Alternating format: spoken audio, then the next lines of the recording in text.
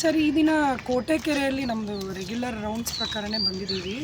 ಇಲ್ಲಿ ಈ ಗಲ್ಲಿನಲ್ಲಿರುವಂಥ ಕೆಲವರು ತಮ್ಮ ಮನೆ ಕಸನ ಬೇರೆ ದಾರಿ ಮೂಲಕ ಹಾಕ್ತಾಯಿದ್ದಾರೆ, ಅಲ್ಲಿಂದೆಲ್ಲ ಹಾಕ್ತಾಯಿದ್ದಾರೆ. ಈಗ ಈ ದಾರೀಲಿ ಯಾರ್ಯಾರಿದ್ದಾರೆ ನೋಟಿಸ್ಗಳನ್ನ ಕೊಟ್ಟು ಕೋಟೆಕೆರೆ ಅಂತ ಒಂದು ಪ್ಲೇಸನ್ನು ಭಾಳ ಉತ್ತಮವಾಗಿ ಇಟ್ಕೊಳ್ಬೇಕಾಗಿರೋ ಜವಾಬ್ದಾರಿ ತಮ್ಮದೂ ಸಹಿತ ಇದೆ ಅಂತ ನಾನು ಹೇಳ್ತಾ ಇದ್ದೀನಿ. ಅದರಿಂದ ನೋಟಿಸ್ ಕೊಟ್ಟು ಜನರಿಗೆ ಜಾಗೃತಿನೂ ಮಾಡಿಸ್ತಿದ್ದೀವಿ. ಆ್ಯಂಡ್ ಟಾಯ್ಲೆಟ್ನ ಪ್ರತಿ ದಿವಸ ಓಪನ್ ಆಗಿಡಬೇಕು ಅಂತ ನಾವು ವಾಚ್ಮ್ಯಾನ್ಗೆ ಹೇಳ್ತಿದ್ದೀವಿ. ಅವರು ಯಾರೋ ಹೊಸಬರು ವಾಚ್ಮ್ಯಾನ್ ಬಂದಿದ್ದಾರೆ, ಓಪನ್ ಇರಲಿಲ್ಲ, ಪ್ರತಿದಿನ ಓಪನ್ ಇರಬೇಕು ಜಾಗೃತಿ ಮೂಡಿಸಿದ್ದೀವಿ.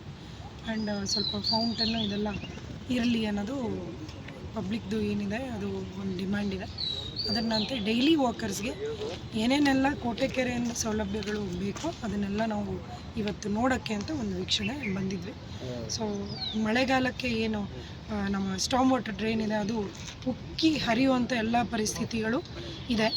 ನಿನ್ನೆ ಮಳೆ ಆಗಿದೆ, ಮೊದಲನೇ ಮಳೆ ಬೆಳಗಾವಿ ನಗರದಲ್ಲೂ ಭಾಳ ಮಳೆ ಆಗಿದೆ.